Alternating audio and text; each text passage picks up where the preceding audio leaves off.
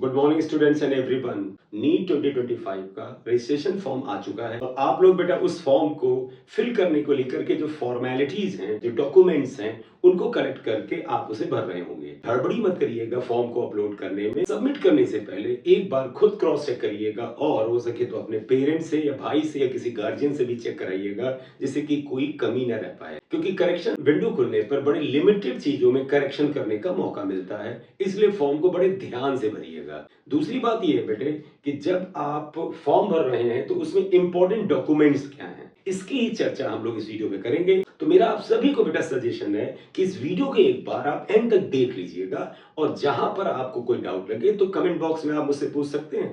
आइए बेटे इस वीडियो को स्टार्ट करते हैं। उससे पहले आप सभी से ये रिक्वेस्ट है कि अगर आप पेड काउंसलिंग कराना चाहते हैं जो कि आपके कॉलेज अलॉटमेंट तक चलेगी और जो आप ये फॉर्म भरेंगे यहां से स्टार्ट होगी, तो आप मुझसे मेरे मोबाइल नंबर 6398481016 पर व्हाट्सएप कर सकते हैं। इस पर आपको स्टेट काउंसलिंग और ऑल इंडिया काउंसलिंग से रिलेटेड जानकारी दी जाएगी। तो if you are interested for the paid counselling then you can contact me on this mobile number. List of the documents. बेटा पहला इंपॉर्टेंट डॉक्यूमेंट है पासपोर्ट साइज फोटोग्राफ। आप सभी को पासपोर्ट साइज का फोटोग्राफ लगाना है। उसमें क्या क्या चीजें आपको ध्यान रखनी है।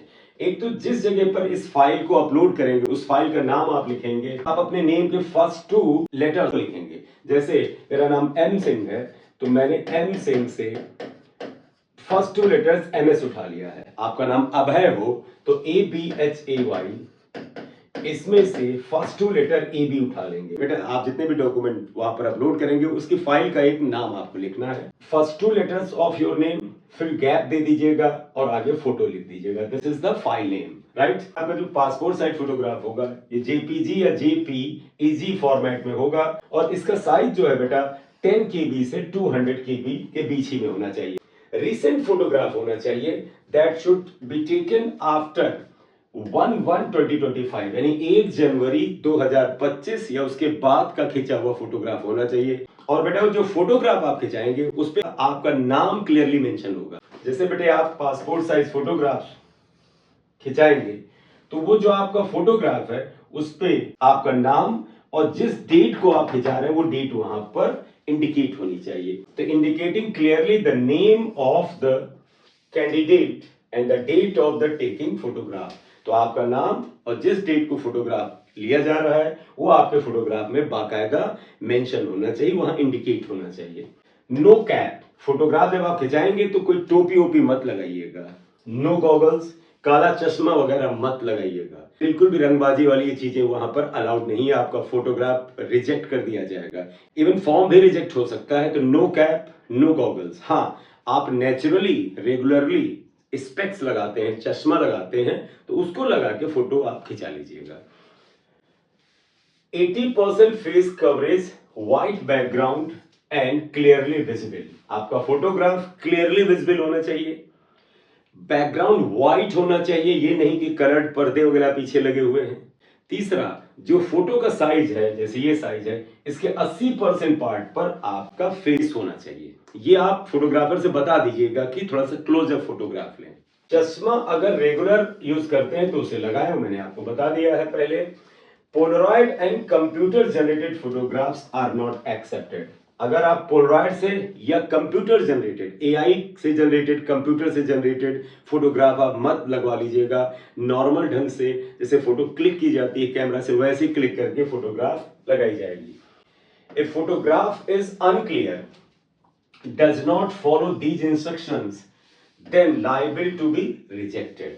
अगर आपका फोटोग्राफ क्लियर नहीं है, इन नियमों का पालन नहीं कर रहा है, तो रिजेक्ट हो सकता है। फोटोग्राफ रिजेक्ट मतलब फॉर्म भी रिजेक्ट हो सकता है। No need to attest the photograph. आपको फोटोग्राफ पे कोई साइन करके अटेस्ट नहीं करना है, तो ध्यान रखिएगा। No need to self attest या अटेस्ट द फोटोग्राफ, करेक्ट।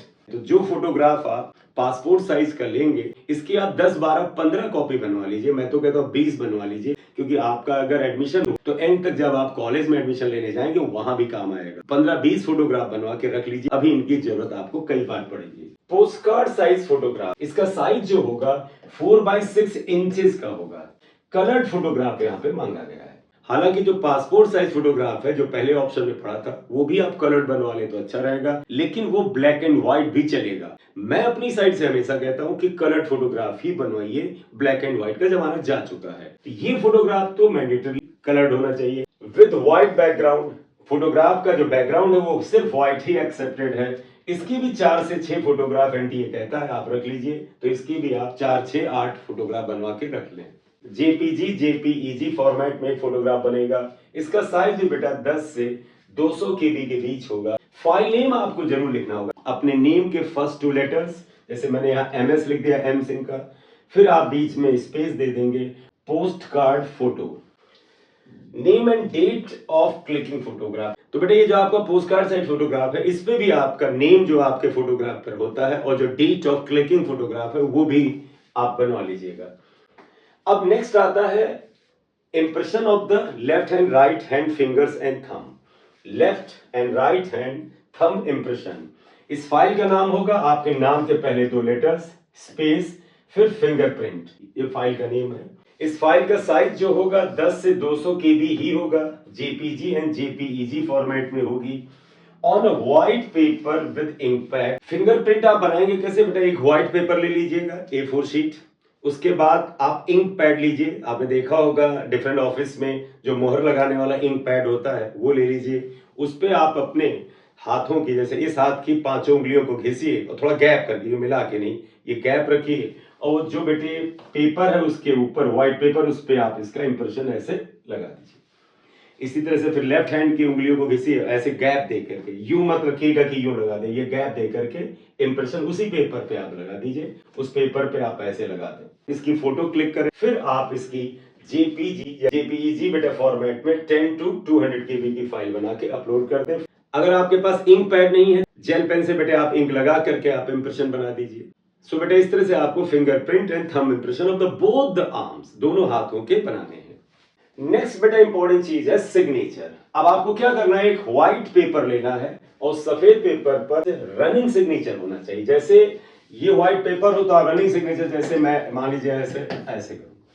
मैं ये नहीं कह रहा आप इतना क्लासिकल सिग्नेचर बनाइए। आप जैसे बच्चे हैं, मान लीजिए आपका नाम अभय है, तो आप अगर ऐसे सिग्नेचर करते हैं, ठीक है अभय हो गया, लेकिन आप ये नहीं करेंगे कि आप कैपिटल लेटर से ऐसे नाम लिखें अभय, ये नहीं एक्सेप्टेड है। रनिंग सिग्नेचर होना चाहिए आपका। एक व्हाइट पेपर लें, उस पे आप एक रनिंग सिग्नेचर करें बेटा, फिर आप उसे स्कैन करके जेपीजी या जेपीईजी फॉर्मेट में फाइल बनाइएगा। इस फाइल का नेम क्या होगा? आपके नाम के पहले 2 लेटर्स, स्पेस, सिग्नेचर, कैपिटल में लिखिएगा सिग्नेचर।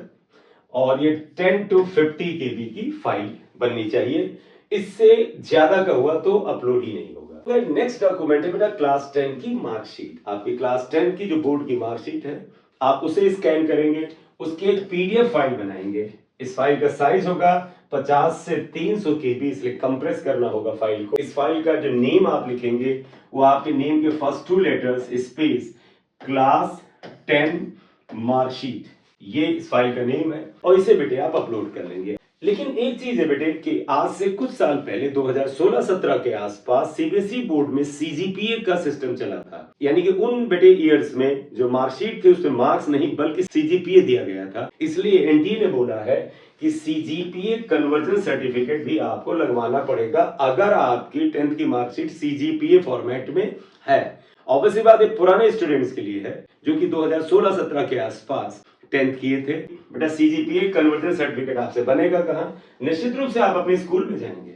आप अपने स्कूल में अपनी ओरिजिनल मार्कशीट लेके जाएं और वहां पर जो अथॉरिटी है, प्रिंसिपल है, उनसे कहें कि वो सीजीपीए कन्वर्जन का सर्टिफिकेट दे दें। ये भी मैंडेटरी है। बहुत ही कम स्टूडेंट्स पे लगेगा क्योंकि ज्यादातर स्टूडेंट्स का 10th जो है वो 2016-17 जब भी लगा था उसके बाद का होगा, तो वेरी फ्यू स्टूडेंट्स के केस में इसकी जरूरत होगी। नेक्स्ट है बेटा क्लास 10 सर्टिफिकेट। क्लास 10 का सर्टिफिकेट है, उसे स्कैन करें, उसकी बेटे एक पीडीएफ फाइल बना लें। 50 से 300 केबी की फाइल होगी।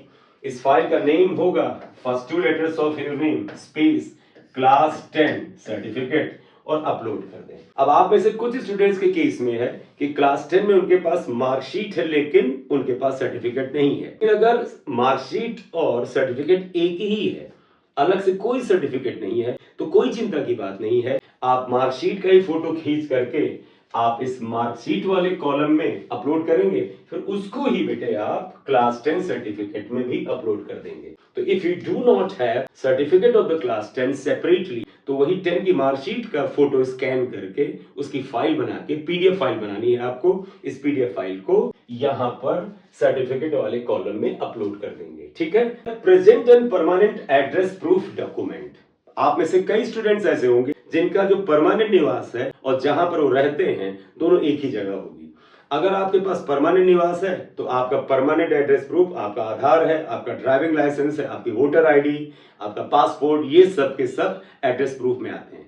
लेकिन आपके पास अगर परमानेंट एड्रेस के अलावा आप कहीं और पढ़ाई कर रहे हैं और नीट का एग्जाम भी बेटा वहीं से आप देना चाहते हैं, वहीं पे आप सेंटर चाहते हैं, तो उसे प्रेजेंट एड्रेस माना जाएगा। तो अगर दोनों जगह का एड्रेस सेम है, यानी आप जहां के परमानेंट निवासी हैं वहीं पर आप प्रेजेंट में रह रहे हैं, तो आप उस परमानेंट एड्रेस का जो प्रूफ है आप उसकी फोटो खींचें, स्कैन करें, उसकी एक पीडीएफ फाइल बनाएं और इसका साइज आप 50 से 300 केबी के बीच रखें। इस फाइल का नाम आपके नेम के फर्स्ट 2 लेटर्स स्पेस और एड्रेस प्रूफ इस नाम से फाइल बनाएं और अपलोड कर दें।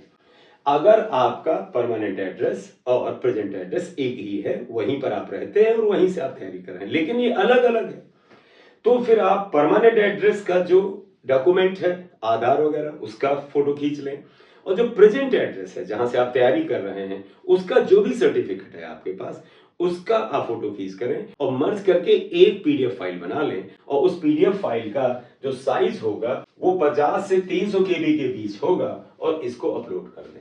कैटेगरी सर्टिफिकेट ये उन स्टूडेंट्स के लिए जरूरी है जो किसी कैटेगरी का रिजर्वेशन का फायदा चाहते हैं। अगर आप ओबीसी, ईडब्ल्यूएस, एससी, एसटी किसी भी कैटेगरी से रिलेटेड हैं तो उसका सर्टिफिकेट क्या होगा बेटे, जो फाइल अपलोड करेंगे इसमें आपके नेम के first 2 letters space and category, ये फाइल नेम हो गया। पीडीएफ फाइल बनानी है आपको अपने सर्टिफिकेट का। इसका साइज भी जो बेटा है 50 से 300 केबी के बीच होना चाहिए, लेकिन ये ऑप्शनल है।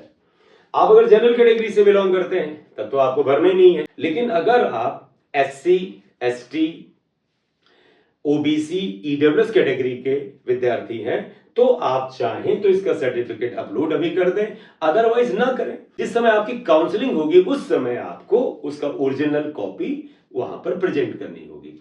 तो ये ऑप्शनल है, लेकिन फिर भी अगर आप चाहते हैं कि हम इसे अपलोड करें तो बेटे ओबीसी और ईडब्ल्यूएस के केस में कंडीशन है। बेटा आपको पता है कि ओबीसी में जो रिजर्वेशन का लाभ है वो एनसीएल कैटेगरी के स्टूडेंट्स को मिलता है। एनसीएल मतलब नॉन क्रीमी लेयर। इसी तरह से ईडब्ल्यूएस कैटेगरी में कौन कौन आते हैं वो भी उनके पेरेंट्स की इनकम से डिसाइड होती है और ये इनकम का डिसीजन जो है ये फाइनेंशियल ईयर के अनुसार होता है। इसलिए इसका सर्टिफिकेट जो आपको काउंसलिंग के वक्त प्रेजेंट करना होगा वो 1 अप्रैल 2025 से उसके बाद का बना होना चाहिए। तो आपके पास अगर 1 अप्रैल 2024 का बना हुआ सर्टिफिकेट है तो चाहें तो उसको वहां पर अपलोड कर दें, लेकिन इस दौरान आप नए सर्टिफिकेट के लिए अप्लाई कर दें, क्योंकि काउंसलिंग में वही सर्टिफिकेट ओबीसी और ईडब्ल्यूएस का मान्य होगा जो 1 अप्रैल 2025 है उसके बाद बनेगा। तो इसलिए अगर आपके पास पुराना सर्टिफिकेट पड़ा है तो उसे अपलोड कर दीजिए। लेकिन अगर आप एससी और एसटी कैटेगरी से बिलोंग करते हैं तो आपको पता है एससी और एसटी कैटेगरी में इनकम का कोई भी कंपल्सन नहीं, क्योंकि आर्थिक आधार पे नहीं है। इसलिए एससी और एसटी का जो सर्टिफिकेट होता है जो आपका पहले बन चुका है वही मान्य होता है। उसमें कोई भी डेट का नियम नहीं है कि इस डेट के बाद या इस डेट से पहले होना चाहिए, ऐसा कोई नियम नहीं है। तो एससी एसटी कैटेगरी के स्टूडेंट्स आप अपने सर्टिफिकेट का फोटो क्लिक करिए, उसका बेटा पीडीएफ फाइल बनाइए और 50 से 300 केबी के बीच की कंप्रेस फाइल बना के आप अपलोड कर सकते हैं, ठीक है। हालांकि ऑप्शनल है, आप चाहे तो ना करें, लेकिन फ्रॉम द सेफर साइड आपको अपलोड कर देना चाहिए। आइडेंटिटी प्रूफ आपसे जो मांग रहे हैं वो आधार है। आइडेंटिटी प्रूफ वाली जगह पर आप आधार का स्कैन करके उसकी कॉपी को स्कैन करके आप लगा दीजिए, यही आपका आइडेंटिटी प्रूफ है। पीडब्ल्यूडी एंड एनआरआई कैंडिडेट्स के लिए वो सर्टिफिकेट मांग रहे हैं तो आप अपना पीडब्ल्यूडी का सर्टिफिकेट और एनआरआई कैंडिडेट्स के रूप में अगर आप अप्लाई कर रहे हैं तो उसका सर्टिफिकेट, उसका डॉक्यूमेंट जो है उसे भी आपको स्कैन करके अपलोड करना होगा। तो ये मेन बेटे सर्टिफिकेट्स हैं। इनमें से 6 या 7 ऐसे सर्टिफिकेट हैं जो सभी को लगाने हैं। कैटेगरी वाला सर्टिफिकेट सिर्फ कैटेगरी के स्टूडेंट्स को लगाना है, लेकिन वो ऑप्शनल है। अगर बेटे आप चैनल पे नए हैं और आपको वीडियो यूजफुल लगता है तो फिर आप इसे काइंडली शेयर करें और चैनल को प्लीज सब्सक्राइब कर लिया करें। Thank you very much. This is M Singh sir here. Last में आपसे फिर कहूंगा, पेड काउंसलिंग के लिए आप मुझे इस व्हाट्सएप नंबर पर कांटेक्ट कर सकते हैं। Thank you very much.